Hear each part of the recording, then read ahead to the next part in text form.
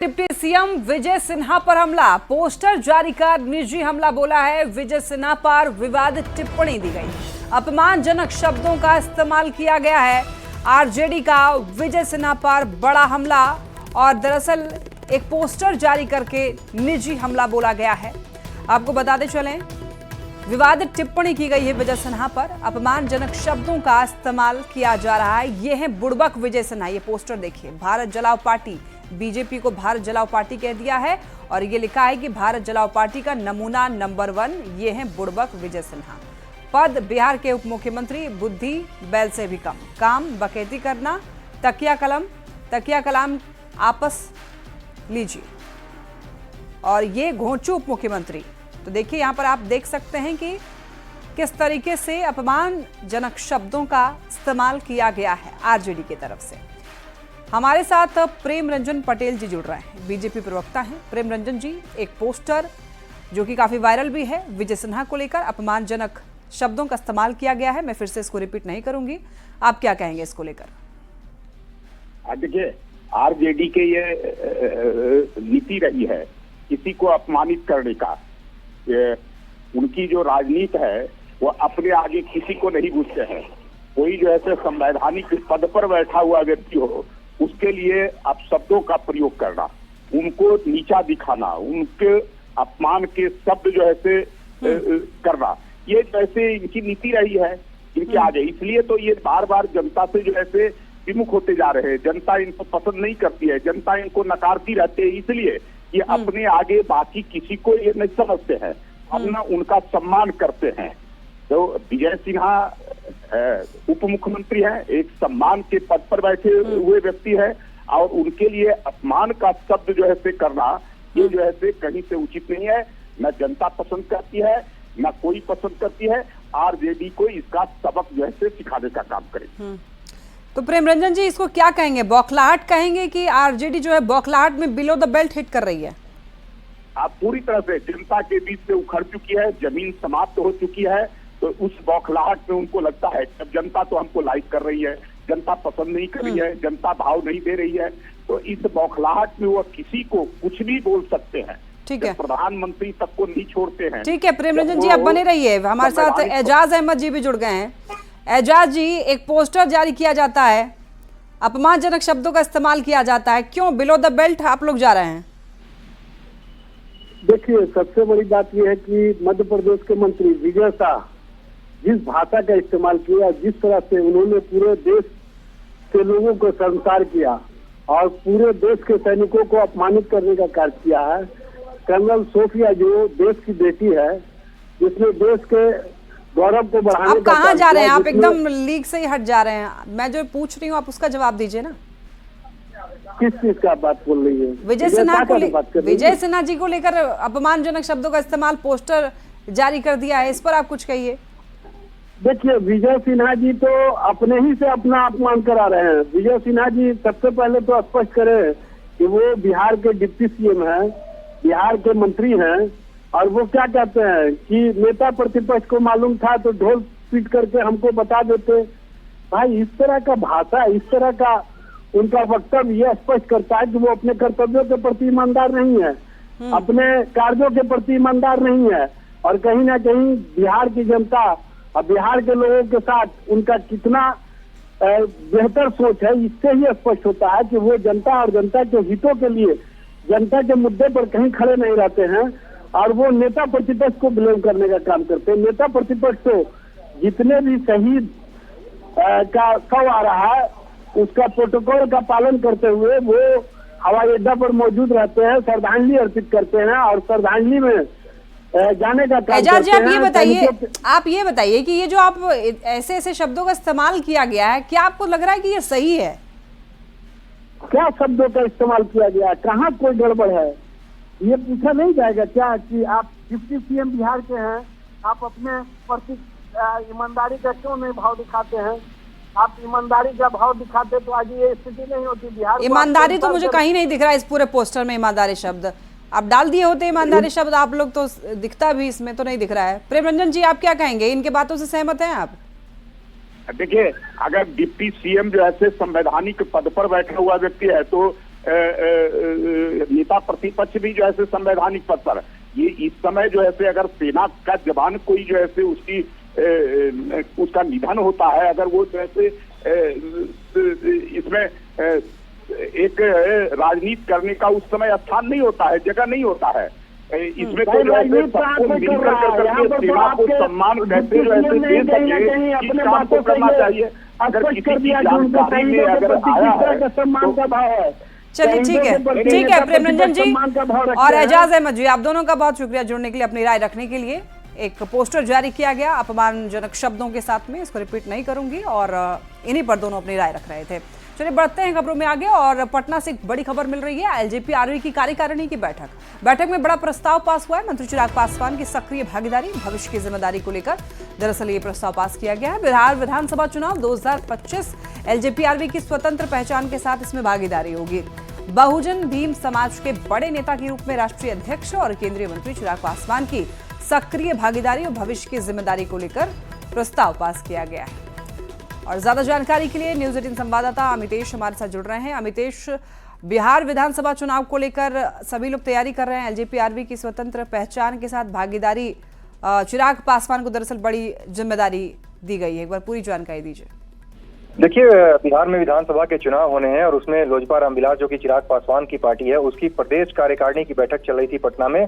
उसमें ये बड़ा प्रस्ताव आया है और प्रस्ताव पारित किया गया है। निश्चित रूप से इसके मायने बहुत बड़े हैं। बहुजन भीम समाज के बड़े नेता के तौर पर चिराग पासवान की पहचान स्थापित करने के लिए एक तो बहुजन भीम संवाद कार्यक्रम का आयोजन होगा अलग अलग जगहों पर पूरे बिहार में, और इसके अलावा बहुजन भीम समाज के बड़े नेता के तौर पर उनकी सक्रिय भागीदारी सुनिश्चित करने और भविष्य की जिम्मेदारी को लेकर भी प्रस्ताव पास हुआ है। जो ये लाइन है भविष्य की जिम्मेदारी को लेकर के प्रस्ताव पारित हुआ है, निश्चित रूप से इसके संकेत बहुत बड़े हैं। चिराग पासवान ने खुद भी कहा है और उनकी पार्टी के तमाम बड़े नेताओं ने कुछ दिन पहले लगातार कहा है कि हम बिहार में ज्यादा इंटरेस्ट रखते हैं अपने पिता से अलग, यानी रामविलास पासवान जो उनके पिता थे केंद्रीय मंत्री, उनसे बिल्कुल अलग सोचते हैं और हम बिहार में अपनी भूमिका ज्यादा देखते हैं। और उसके बीच में कार्यकारिणी की बैठक में प्रस्ताव पारित हुआ है कि भविष्य की जिम्मेदारी को लेकर के, तो निश्चित रूप से इसके मायने बहुत अहम है।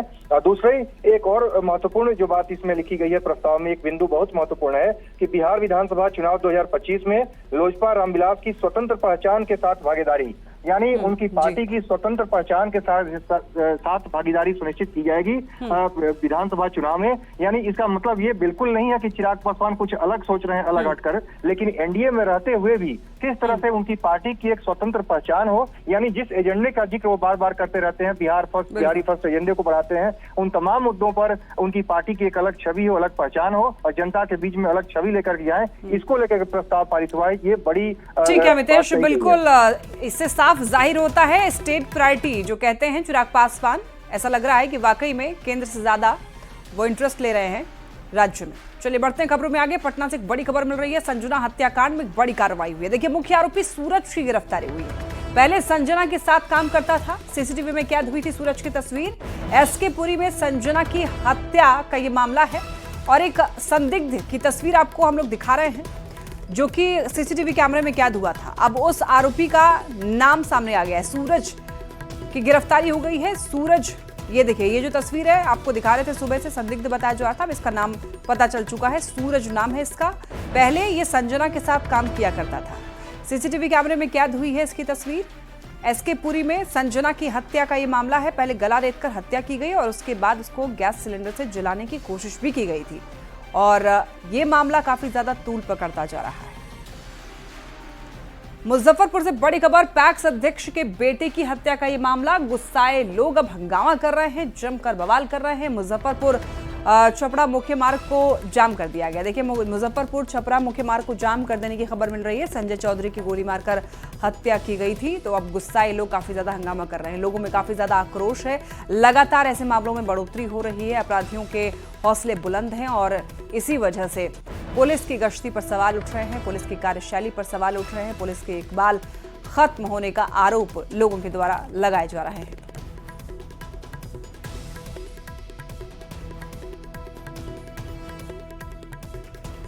बिहार सरकार ने आधी आबादी को एक बड़ी सौगात दी है। शहरों में कहीं भी आने जाने के लिए महिलाओं के लिए विशेष पिंक बस सेवा को हरी झंडी दिखाई गई है।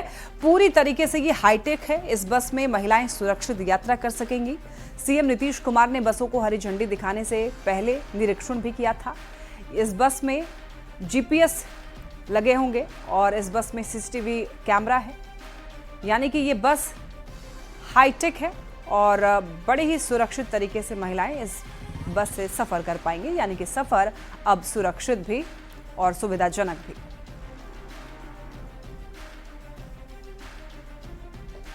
आधी आबादी को एक बड़ा तोहफा आज मुख्यमंत्री नीतीश कुमार ने दिया है और आज 20 पिंक बसों का शुभारंभ जो है वो हरी झंडी दिखाकर मुख्यमंत्री नीतीश कुमार ने किया है। नीतीश कुमार जो है लगातार महिलाओं के लिए कदम उठाते रहे हैं, कई बड़े फैसले लेते रहे हैं और आज जो शुरुआत हुई है ये बड़ी शुरुआत है, जहां पे मुख्यमंत्री नीतीश कुमार ने सिर्फ महिलाओं के परिचालन के लिए ये जो पिंक बस की शुरुआत की गई है वो इसमें सिर्फ महिलाएं जो हैं वो सफर करेंगी और ये अत्याधुनिक सुविधाएं तो दी ही गई है, साथ साथ सुरक्षा का यहाँ पे खासा ख्याल रखा गया है। और आपको बता दें कि सबसे खास बात यह है कि यहाँ पे जो योजना थी, यहाँ पे जो ड्राइवर हैं या इनके जो कंडक्टर हैं वो महिलाएं ही होंगी। हालांकि ड्राइवर जो है वो मिलना मुश्किल हुआ, जिसके कारण पुरुष ड्राइवर हैं, लेकिन कंडक्टर जो हैं वो महिला हैं और साथ में सुरक्षा के लिए जो है वो भी सब इंस्पेक्टर जो है वो साथ में यहाँ पे चल रही हैं। इसमें सबसे पहले हम आपको सुविधाओं से रूबरू कराते हैं। यहाँ पे आपको बता दें कि इस जो बस है इसमें सीसीटीवी कैमरे जो हैं वो लगे हुए हैं और उसका जो सामने जो है आप देख सकते हैं कि ड्राइवर के ठीक सामने इस सीसीटीवी कैमरे पे जो है वो यहाँ पे देख सकते हैं। यहाँ पे ये पैनिक बटन दिया हुआ है, जहाँ पे अगर कोई भी असुविधा हो तो पैनिक बटन आप दबा सकते हैं, जिसके कारण तुरंत गाड़ी रुकेगी और इसकी जानकारी मिल सकेगी कि कहाँ पे क्या समस्या है। यहाँ पे आप लोगों का जो है एक सुरक्षा को ख्याल से साथ में रखा गया है। ये जो शुरुआत है कितनी बड़ी शुरुआत देख रहे हैं? ये बहुत बड़ी शुरुआत है हमारे माननीय मुख्यमंत्री जी द्वारा और उम्मीद है कि इससे जो महिलाएं हैं उन्हें काफ़ी सुरक्षा मिलेगी और सुविधा होगी उन्हें सफ़र करने में सुविधा होगी। ये जो कंडक्टर हैं देखिए आपके लिए कितना बड़ा दिन है? मेरे लिए बहुत खुशी के दिन है आज और ये महिलाओं के लिए सेफ्टी के लिए बनाया गया है। हम लोग को माननीय मुख्यमंत्री नीतीश कुमार द्वारा रोजगार प्रदान हुआ है। हम लोग के लिए आज का दिन बहुत ही खुशी का दिन है और हम लोग के लिए ही ये सेफ्टी है। वर्किंग वुमन के लिए, कॉलेज गर्ल के लिए सब बनाया गया है। इसमें पैनिक बटन है, सीसीटीवी कैमरा है। माना जा सकता है कि आज की ये शुरुआत जो है वो बिहार की आधी आबादी के लिए एक ढंग से कहें कि पूरी रूपरेखा बदलने वाला है और इसे क्रांतिकारी परिवर्तन माना जा रहा है। कैमरा पर्सन दीपक के साथ रवि एस नारायण, न्यूज़ 18 पटना। खबरों का सिलसिला लगातार जारी है, आप देखते रहिए न्यूज़ 18।